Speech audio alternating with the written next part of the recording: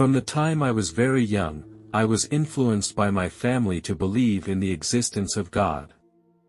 Every week, I would go to church with my parents and listen to God's teachings.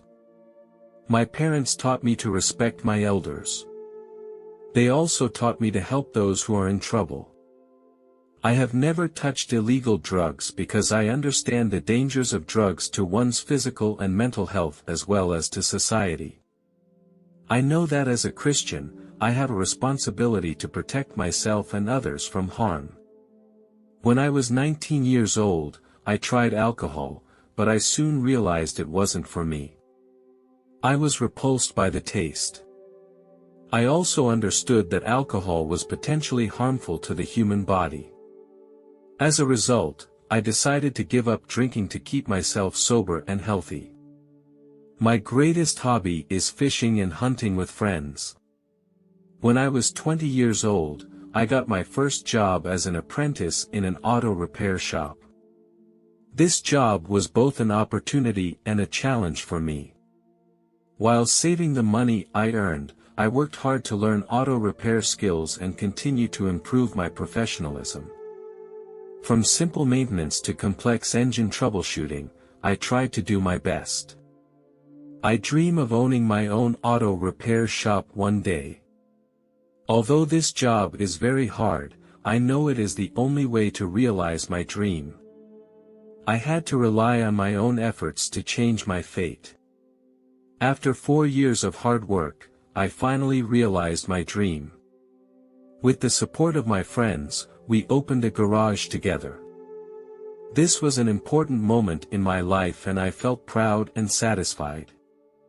On July 3, 2004, I worked late in the store that day. Due to financial constraints, I could not afford an electric lift, so we often worked with a hydraulic jack. Working with a hydraulic jack can be a relatively laborious and time-consuming task. While I was checking the car chassis, an accident happened. The hydraulic jack suddenly deflected and the car's chassis pressed against my chest. I instantly felt severe pain, breathing became extremely difficult. I struggled hard, but could not move my body. I could only call for help in the pain. Due to the lack of oxygen and severe pain, the sound I made was very faint. At that moment, I was in a state of panic and helplessness. I could only lie there in pain. Time seemed to become a blur, and I could not determine how long I had been lying there. Slowly, I drifted off to sleep. When I awoke, a sharp pain in my chest reawakened me. I realized that I was not free from my predicament. This repeated torture made me feel desperate. As time passed, I stopped feeling the pain. Suddenly, I was floating above the car. I looked down and found my body lying there, as if it had stopped breathing. Just then, a spinning black hole appeared around me, drawing my attention. It radiated a mysterious power, and I approached the portal curiously. The moment I stepped into the portal, a powerful force surrounded me. I felt myself moving at lightning speed. The portal was translucent, and I could see clearly what was outside. I saw myself leaving the Earth's atmosphere and my body moving fast through the galaxy. The stars were shining beautifully. I felt a sense of infinite freedom that was so intense. I have heard many people say that a light appears at the end of the tunnel. I can now tell you responsibly that it is true. When I entered that light, I was pushed out by a force. I instantly arrived at a peaceful and beautiful meadow. This meadow was filled with green grass, and a gentle breeze blew against them. This meadow was filled with all kinds of flowers, each emitting a charming fragrance. As I continued to walk along the meadow, I felt a sense of peace and harmony. I noticed that the flowers here were in many colors I had never seen before, and they bloomed with a glorious light, as beautiful as a rainbow. After a while, I came to a clear stream. A small wooden bridge spanned over the stream. When I crossed the bridge, I saw a house. The house was surrounded by a garden. A man approached me. As he drew closer, I was surprised to find that he looked almost identical to me. My mind was filled with confusion and I couldn't help but ask, "Why do you look like me?" I was full of doubts. He smiled and replied, "I am your twin brother." This answer confused me even more, because I had never heard that I had a twin brother. I replied firmly, "I don't have a twin brother." He laughed and gently explained that I was born very healthy. But he unfortunately died young.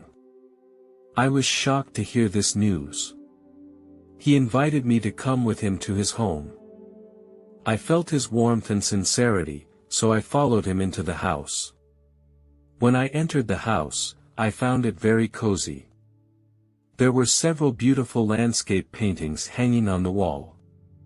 The furniture was neatly arranged. I sat with him on the comfortable sofa. We continued to talk and share our experiences with each other. His voice was gentle and infectious, and every word was full of wisdom. He told me about his unique perspective on the world. Together we discussed the meaning of life. He gave me profound insights that helped me better understand and face the challenges in life. In his home, I gradually came to understand the true meaning of life. He invited me to go for a walk in the garden with him. After walking for some time, a building appeared in the distance. It emitted a dazzling light. It seemed to be suspended in the air and gave off a mysterious atmosphere. I asked what was inside that building. He smiled and replied, "That is where God often appears. This building is a sanctuary to connect with God. There, people can have spiritual dialogue and communication with God and seek wisdom and guidance." I was very surprised to hear this answer. Now God was actually so close to me. We moved toward the building, each step accompanied by an inner excitement. As we got closer, the building glowed brighter and brighter. It seemed to be constructed of pure white marble, and the entire building shone brightly in the sunlight. The shape of the building presented an elegant and stately design. It has streamlined curves and exquisite carvings. The main entrance of the building has two huge pillars with intricate and exquisite carvings in relief. The door is inlaid with precious stones. As we entered the doors of that building, my soul was baptized. At that very moment, an angel appeared before us. The angel was tall and majestic in size.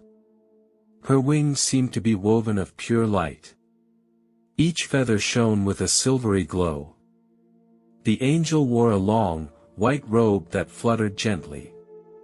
Her face is gentle and serene. Her presence emanated a divine aura, and the air around her seemed to become fresh and pure. The angel's voice was soft and warm. She told me that it was time to go back to my original life. To bring the knowledge I had learned back into the real world. Although I did not want to leave here, I understood that I had to go back now. With the guidance of the angels, I left the building. After I said goodbye to them, I went back into the portal and a powerful force pulled me forward. I traveled across the galaxy and back to Earth. The speed was like lightning. In an instant, I was back at the repair shop. The sun shone through the window on the floor, warm and bright. I knew that it was already the next morning. Suddenly, I heard someone open the door. I knew that I had to go back into my body and reconnect with the real world. I tried to lie down next to my body, but nothing worked. I felt confused and frustrated and didn't know how to go back. Just then, I heard a voice, as if it were a guide from deep within. It gently told me to enter through my head. I focused my mind and prepared to try again. My consciousness and body began to gradually merge and I could feel a warm energy flowing through me. When I opened my eyes again, I found that I had managed to get back into my body. I felt my breath and heard the beating of my heart. I realized that I had returned to the real world. I began to cry out for help, hoping to get my friend's attention. He was very worried about me and immediately called the emergency number of the fire department. Firefighters quickly arrived on the scene. The firefighters quickly launched a rescue operation, using specialized equipment to free me from my predicament. I was successfully pulled out of harm's way. I looked gratefully at the rescuers and expressed my gratitude to them. I was taken to the hospital for further examination and treatment. The doctors were surprised at my condition. I did not have broken ribs. Only extensive bruises and abrasions. To make sure I had no other potential injuries, the doctors decided to keep me in the hospital for 2 days for observation. After 2 days of observation, the doctors confirmed that I was in good health and did not experience any discomfort or complications. On the 3rd day, I walked out of the hospital. Although my body was still a little tired, I felt very happy. This experience made me understand how fragile and precious life is. I returned home with great excitement, and the first person I wanted to see was my mother. My mother's face lit up with happiness and joy. She quickly walked towards me and hugged me tightly. After dinner, we sat together in a warm and cordial atmosphere. There was some concern inside me, and I didn't know how to mention to her about my injury experience, because I didn't want to worry her. I gently asked my mother if I had a twin brother. My mother's expression instantly became complicated and her eyes became moist. She began to weep incessantly. My mother grabbed my hand, and her voice trembled a little. She told me that I did have a twin brother, but he passed away shortly after birth. She never told me this fact to protect me so that I could grow up happy. I was shocked to hear this news. I stroked my mother's hand and whispered to comfort her, telling her she didn't have to hide the secret anymore. I loved her deeply and appreciated everything she had done for me. Later, I shared my experience with a few friends. Most of them were happy for me when they heard it. We discussed about the possibility of the supernatural. However, one friend approached my experience with skepticism. He told me that it was just a hallucination I was having. He tried to explain my experience with science. Despite the skepticism, I tried to remain calm and rational. I know that everyone has their own beliefs and opinions. My experience is difficult for them to accept. I respect their opinions. But I also hold fast to my own beliefs. I don't need everyone to believe in my experiences, it's important that I know they are true for myself.